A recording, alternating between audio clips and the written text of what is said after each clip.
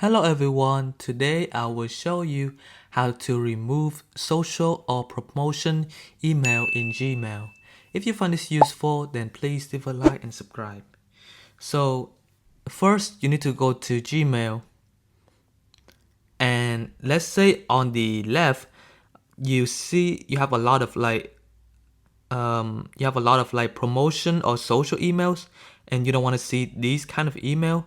So what you want to do is you want to scroll down, click on settings, click on inbox customizations, click on inbox categories, toggle social and promotion off. So make sure to toggle these off and then hit done. And when you go back on the left side, you shouldn't be able to see any kind of promotion or social emails. You would only see these category. And if you found this useful, then please leave a like and subscribe.